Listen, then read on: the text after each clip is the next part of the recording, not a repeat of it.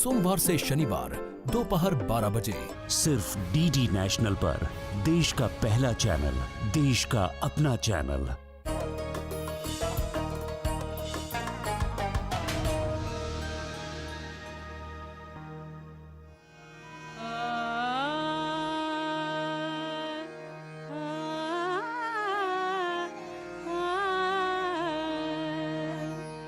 सब कहाँ कुछ लालो गुल में नुमाया हो गई।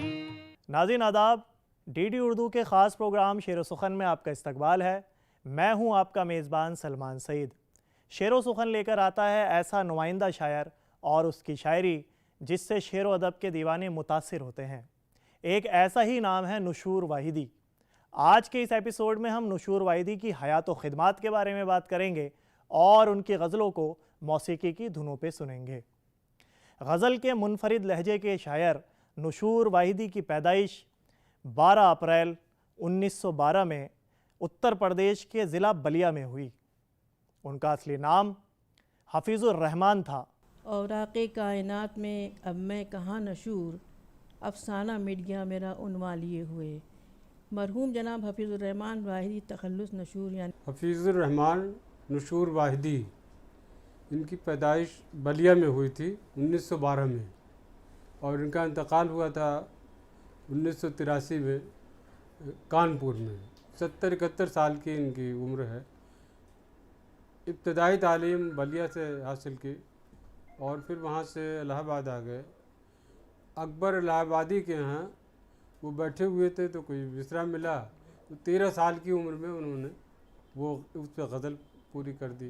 तो वहीं से उनकी शायरी का एक तरह से आगाज़ हुआ और वहाँ फिर वो दर्स व तदरीस की खिदमत अंजाम देते रहे। उसके बाद इलाहाबाद से वो कानपुर आ गए। कानपुर में उन्होंने तिब की तालीम भी हासिल की थी, आलिम फाजिल भी थे, अरबी फ़ारसी के माहिर थे। तो और दूसरे स्कूलों में पढ़ाने के साथ साथ वो आखिर में अरबी और फ़ारसी के उस्ताद हो गए। बहुत मशहूर कॉलेज है कानपुर का, हलीम इंटर कॉलेज, वहाँ वो उनको मुलाजमत मिल गई। तो एक तरह से उनकी ज़िंदगी में थोड़ा सा एक आसाइश कह लीजिए, या शायरों की ज़िंदगी में तो आसाइश क्या होती है, तो वहाँ मतलब इनको मुस्तकिल तौर पे रहने का। कानपुर एक ऐसी जगह थी जहाँ उस वक्त हज़रत मोहानी भी थे। और इनकी शायरी का जब हम ये देखते हैं कि 1912 से 13 साल की उम्र की, तो समझिए 1925 से इनकी शायरी होती है। इनकी शायरी जो है वो रिवायती है। इसके लिए हमें देखना पड़ेगा कि 1925 में गज़ल की शायरी नहीं हो रही थी। मौलाना हाली ने अपने मुक़दमे शेर व शायरी में गज़ल के बारे में बहुत कुछ लिखा था कि गज़ल में जो मज़ामीन हैं फरसुदा होते हैं और वही गुल व बुलबुल की बातें होती हैं। तो इसके लिए जो ये दौर है ये गज़ल का नहीं है बल्कि नज़मों का दौर। लेकिन जो 1925 के आसपास जो है बहुत सारी दुनियावी सतह पर तब्दीलियाँ हुई। उसमें रूस में जो है वो सोवियत यूनियन बना और मज़दूरों की हुकूमत कायम हुई और तो एक तरह से उसका असर पूरी दुनिया में हुआ। और जो जिससे हिंदुस्तान में उस वक्त अंग्रेज़ों की हुकूमत थी और उसके ख़िलाफ़ समझिए एक तरह का आज़ादी की तहरीक, चाहे सोवियत के क़याम के बाद थोड़ी सा उसमें तक़वियत मिली। और दूसरी बात यह है कि वही ज़माना जो है कौमी तहरीक, उसका खिलाफत तहरीक का भी है। उसके बाद धीरे धीरे जैसे इनकी ज़िंदगी में देखिए तो फिर जो कुछ आता है ये तो कह लीजिए हम रोमानवी तहरीक कह लीजिए या रोमानवी रुझानात थे उस वक्त। उसके बाद तरक्की पसंदी का दौर शुरू होता है और आखिर तक 1983 तक बहुत सारे वाक़यात ऐसे होते हैं जैसे आप हिंदुस्तान की आज़ादी का, हिंदुस्तान आज़ाद हुआ, तक़सीम हुआ और फिर जो है वो इमरजेंसी नाफिज हुई। तो ये जो तहरीकें हैं इनमें नुशूर वाहिदी के यहाँ बहुत ज़्यादा इसका असर नहीं पड़ता है। वो क्लासिकल अंदाज में अपनी शायरी करते रहे, इसीलिए इनको कहा जाता है कि नुशूर वाहिदी का अगर 20वीं सदी की तारीख़ लिखी जाएगी उर्दू अदब की, तो वो गज़ल के सफ़े अव्वल के शायरों में शुमार किया जाएगा उनका। नाज़रीन, हमने उनके लफ्ज़ों की बुनत की बात की। एक शेर में कहते हैं, यूं ही ठहर ठहर के मैं रोता चला गया, यूं ही ठहर ठहर के मैं रोता चला गया, मोती संभल संभल के पिरोता चला गया, झूला झुला रही थी मुझे दिल की आरज़ू, झूला झुला रही थी मुझे दिल की आरज़ू, सब जागते थे और मैं सोता चला गया। आइए नाज़रीन, डीडी उर्दू ने ख़ास आपके लिए इस गज़ल को सुरों से सजाया है, महजूज़ होते हैं।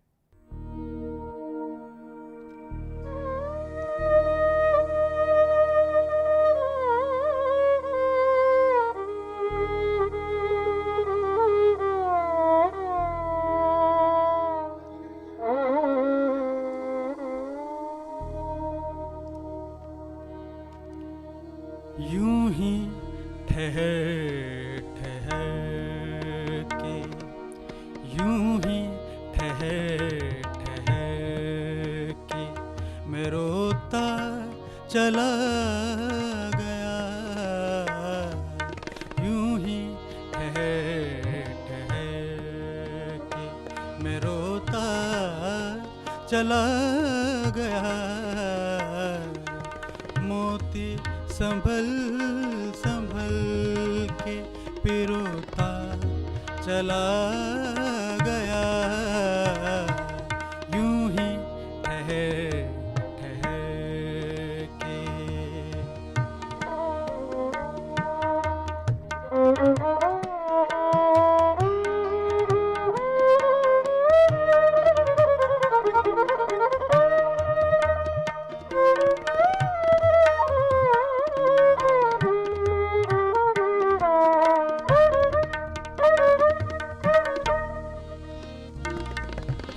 रंजो मलालो कैफ नाशातो बहार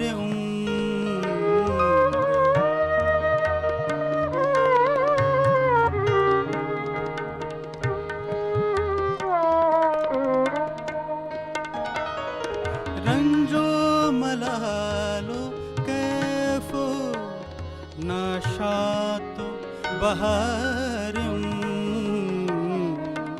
जो कुछ मुझे मिला,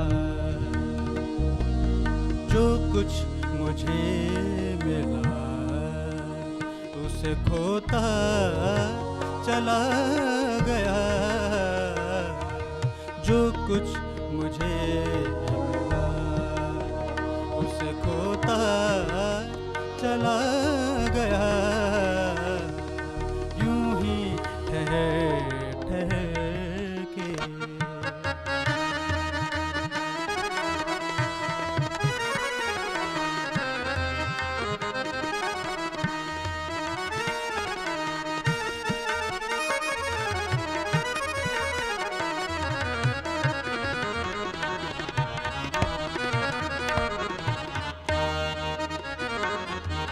गम का खामोश नगमाए दिल सोज भी नशुर,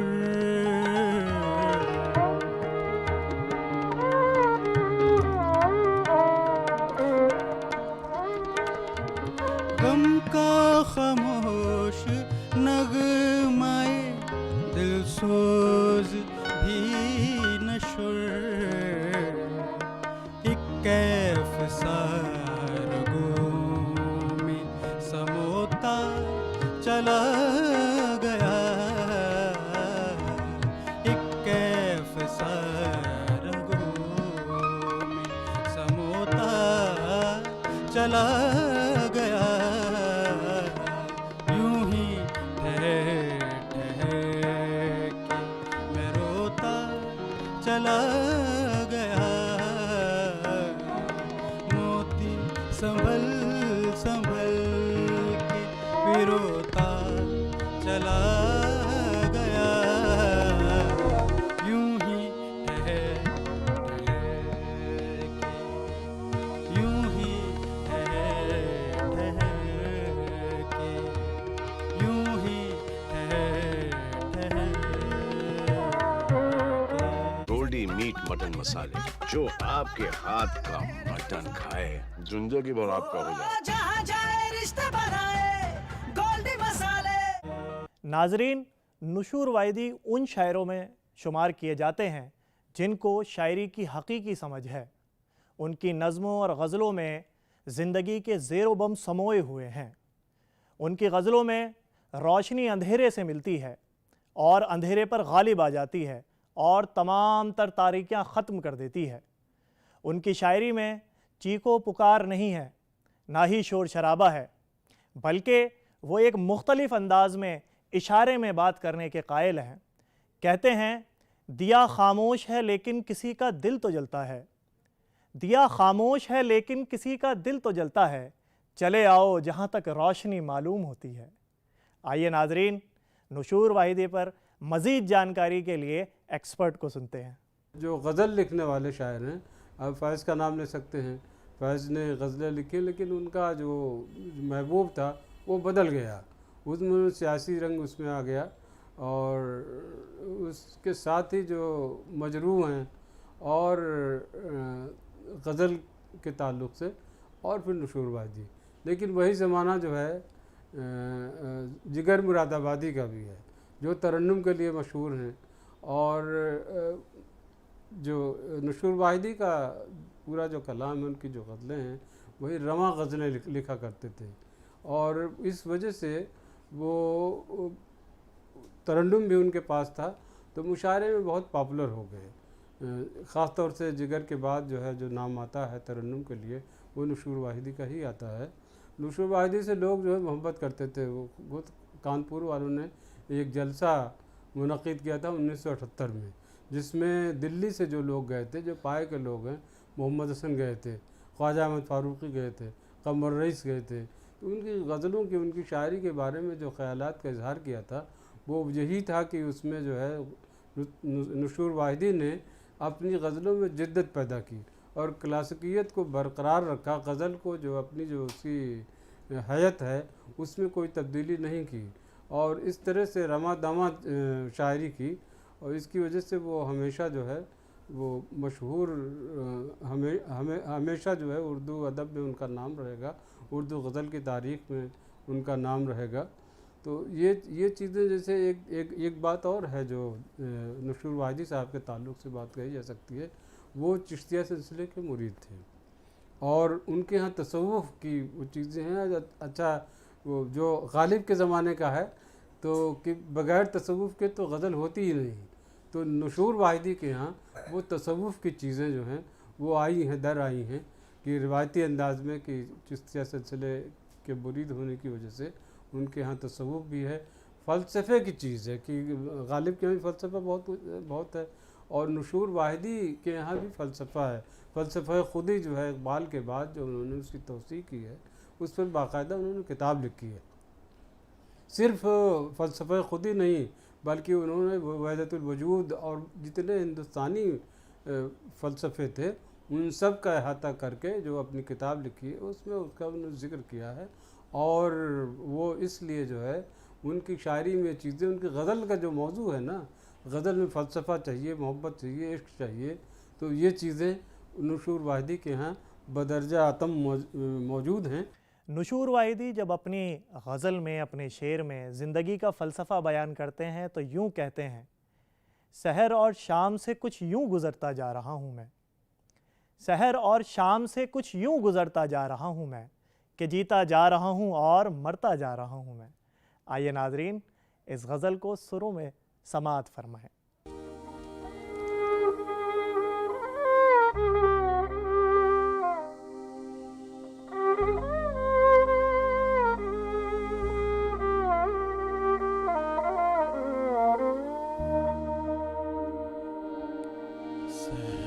और शाम से कुछ हूँ गुजरता जा रहा हूँ, सहर और शाम से कुछ हूँ गुजरता जा रहा हूँ, के जीता जा रहा हूँ और मरता जा रहा हूँ मैं। कुछ गुजरता जा रहा हूँ मैं।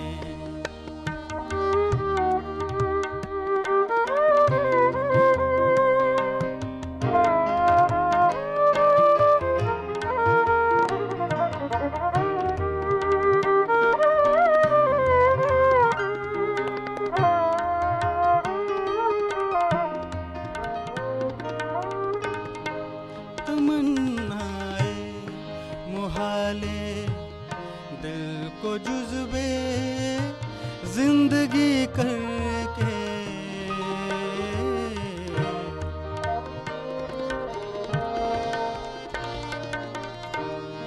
तमन्नाए मुहाले दिल को जुज़्बे जिंदगी करके फसाना ज़िस्त का पेचीदा करता जा रहा हूँ। फसाना ज़िस्त का पेचीदा करता जा रहा हूँ कि जीता जा रहा हूँ और मरता जा रहा हूँ मैं सहर और शाम से।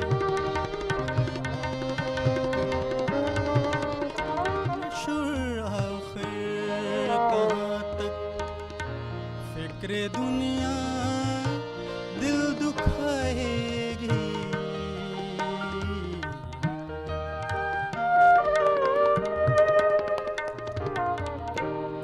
नशुर आखिर कहाँ तक फिक्र दुनिया दिल दुखाएगी। गमे हस्ती को ज़ौक़े शेर करता जा रहा हूँ। गमे हस्ती को ज़ौक़े शेर करता जा रहा हूँ कि जीता जा रहा हूँ और मरता जा रहा हूँ मैं सहर और शाम से। कुछ गुजरता जा रहा हूँ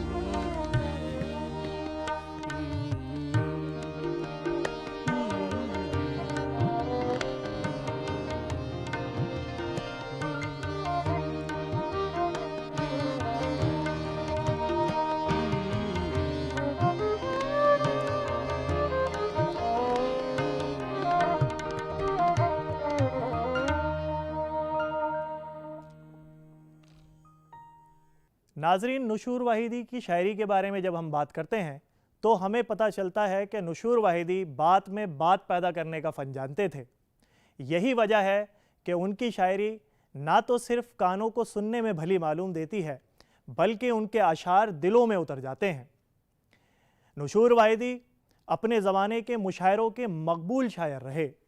शमशुर रहमान फ़ारूक़ी उनके बारे में कहते हैं कि नुशूर वाहिदी को उर्दू शायरी के लहनी इम्कानात की पूरी समझ थी। यही वजह है कि उनको उर्दू का महाकवि कहा गया। नुशूर वाहिदी के कई शेरी मजमूए शाये हुए हैं उनके। हालांकि शुरू में तो नहीं, जब 13 साल की उम्र से कर रहे हैं तो काफ़ी बाद 25 साल के बाद जो है उनकी शायरी के मजमूए आने लगे। उनमें जो है सहबाए हिंद उनका पहला मजमूआ था। फिर शोर नशूर, आतिश नम, फरोग जाम और सवाद मंजिल, गुलफसानी गुफ्तार, इनके साथ साथ उनकी नसरी तहक़ीक़ात भी थी। जो जैसे फ़लसफ़े पर उनकी 2 किताबें हैं, जो इक़बाल के फ़लसफ़े पर उन्होंने उसकी तौसीक़ की है, और ख़ास तौर से जो हिंदुस्तानी फ़लसफ़े थे उन सब पर उन्होंने छोटी छोटी बातें जैसे बताई हैं। तो पूरा इसलिए तो इसी वजह से जो है उनकी इस फ़लसफ़े की बुनियाद पर उनके जो सिर्फ उर्दू वाले नहीं, हिंदी वाले उनको बहुत चाहते हैं। और उनके शागिर्दों ने ही जो कानपुर में वो उनकी बहुत हौसला अफजाई करते थे, उनके लिए जो है महफ़िलें सजाते थे, उनको अब उनकी तवाज़ो करते थे।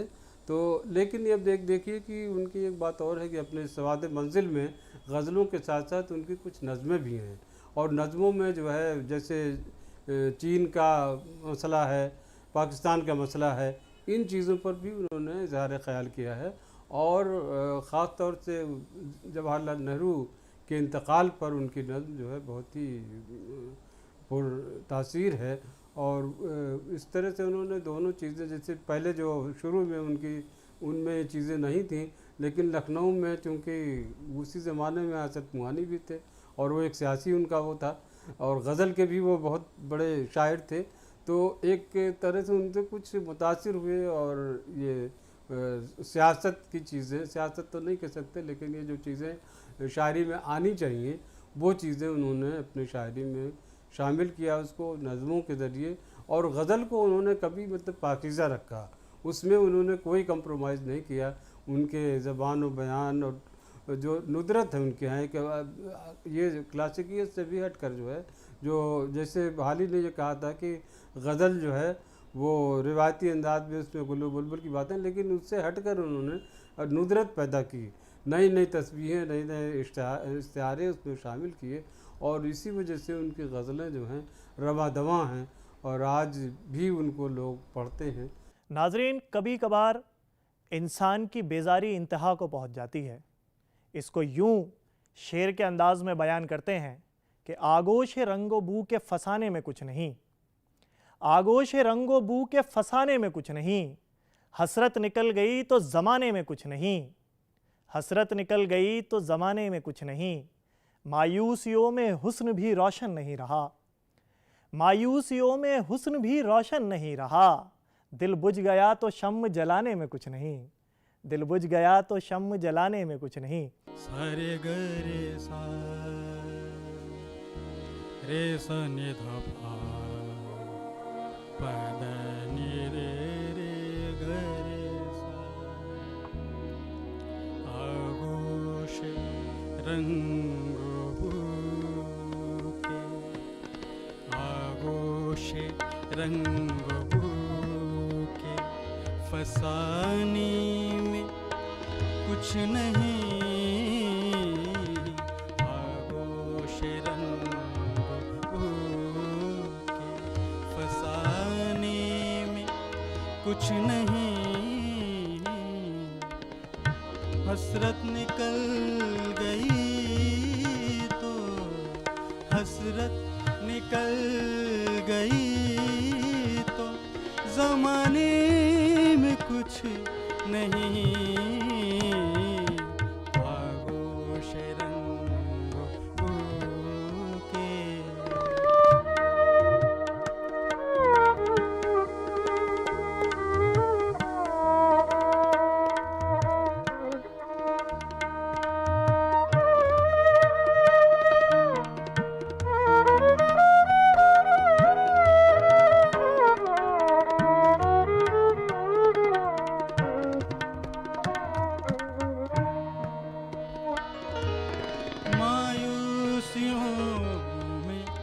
हुस्न भी रोशन नहीं रहा,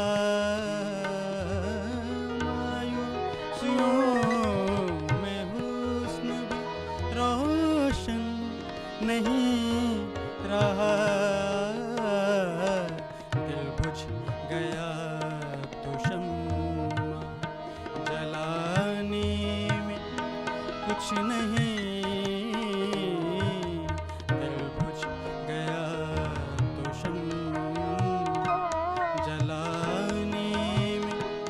कुछ नहीं, आगोश रंग बूके।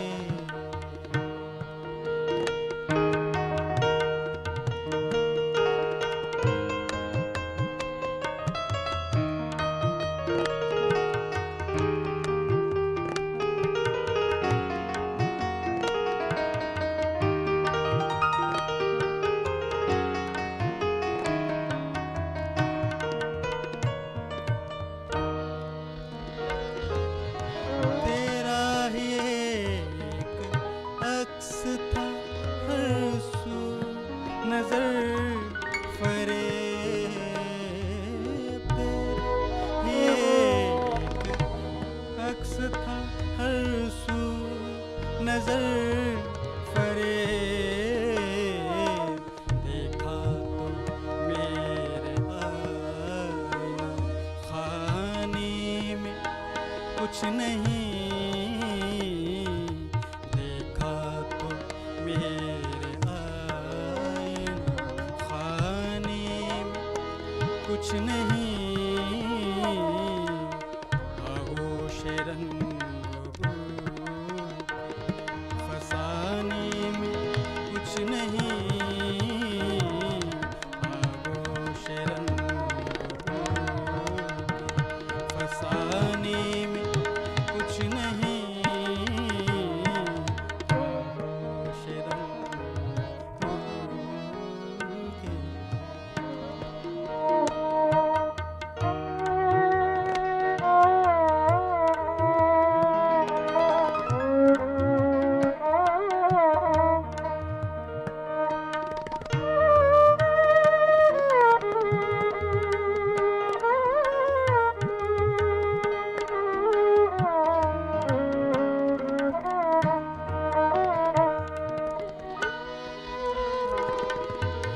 कुछ जिक्र जाम शाहिद में कीजिए नशर, कुछ जिक्र जाम शाहिद में कीजिए नशर, होशो खिरद के सर्द फसाने में कुछ नहीं, होशो खैरत के सर फसाने में कुछ नहीं, आगोश रंग के फसाने में कुछ नहीं, हसरत निकल गई तो जमाने में कुछ नहीं, आगोश रंग आगोश रंग के, आगोश रंग